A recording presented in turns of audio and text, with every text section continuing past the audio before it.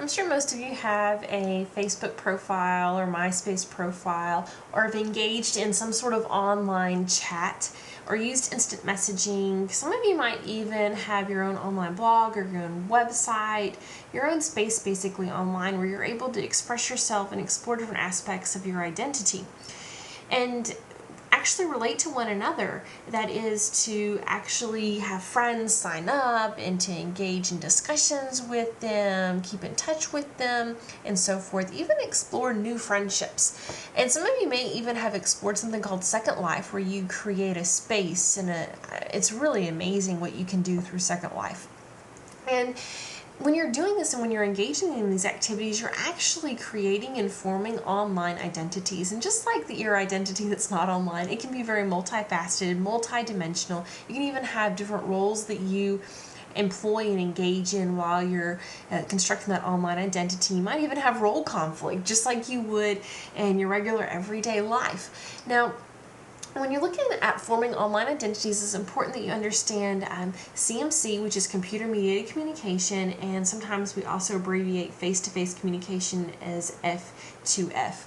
Computer mediated communication is like no other person-to-person media before it, because it offers communicators the ability to manipulate personal identities in ways that call into question assumptions about what's possible and what is appropriate in the presentation of self. And there have been a number of current events that actually call into question about what's appropriate and ethical and even legal.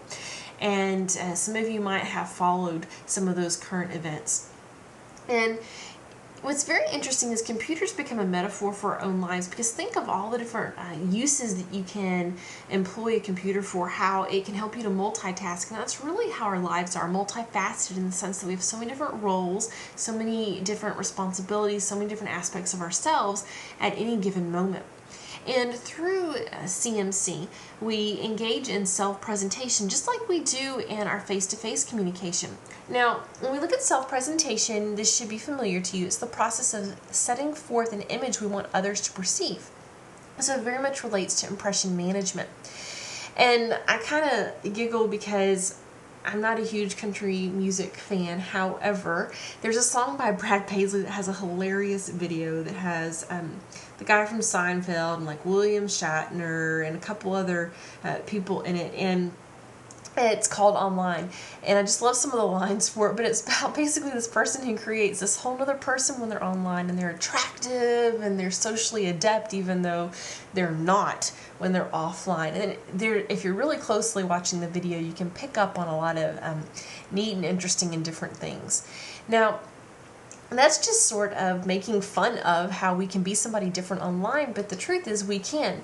And when you employ the dramaturgical metaphor, that is when you use this whole idea of play and our life and the world itself is a stage for us, and we can act out different characters.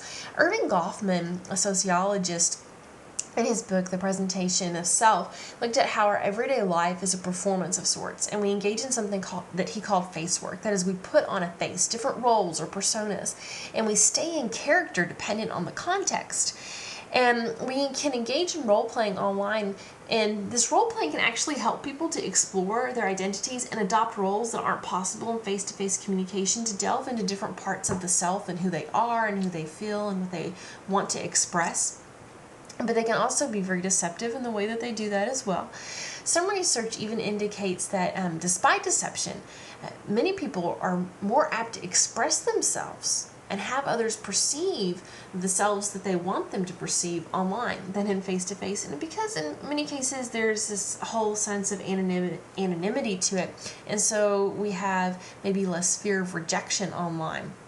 People are able to exercise a great deal of control over their identities online that they present, which really is a sense of empowerment, because we have a lot that's out of our control in face-to-face communication, or we feel out of control. Yet online, you control every aspect of language, and language becomes very important in the way that we communicate, and you can add some of those nonverbal emphasis to language, like italics and bold, and you can use different colors, and you can use different typesets and a variety of things. People also create avatars which are basically characters in and of themselves. They're comparable to kind of like CB handles that people have, that truckers have whenever they communicate with one another. And it creates their own personality that comes out within that handle, just like in an avatar. And like I said, there's a sense of anonymity, and negatively that is connected to manipulation, our ability to manipulate our identity and maybe even be somebody that we're not online and deceive other people. But positively, it can really give people a voice, because people that might feel fearful for expressing different aspects of their identity or different views feel like online that they can do that without fear of reprisal. Or even if they fear some reprisal online, nobody knows who they are, so they can just join a different chat room, or they can create a different profile and then communicate with a totally different set of people. Also, there's a sense of pseudonymity, because you can adopt an alias, a name, a call sign like the handle, and it's someone other than yourself, but it represents you.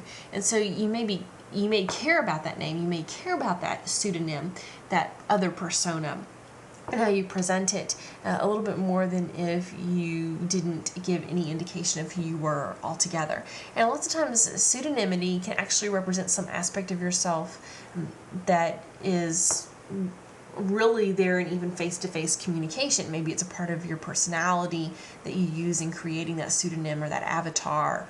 And people do this on chats when they create those dancing figures and different emoticons, and so we can do this in a variety of ways. I find it very interesting that many people think that because they're on a computer screen that their identity oftentimes is static and that it doesn't change. But just as in face-to-face communication, your identity can change over time because you're using language to communicate it. It becomes your conduit for how you express yourself. And so you can, through language and through different avatars and through different emoticons and emphasis in different ways, still have that multidimensionality and the perpetual change to your identity, just like in face-to-face communication.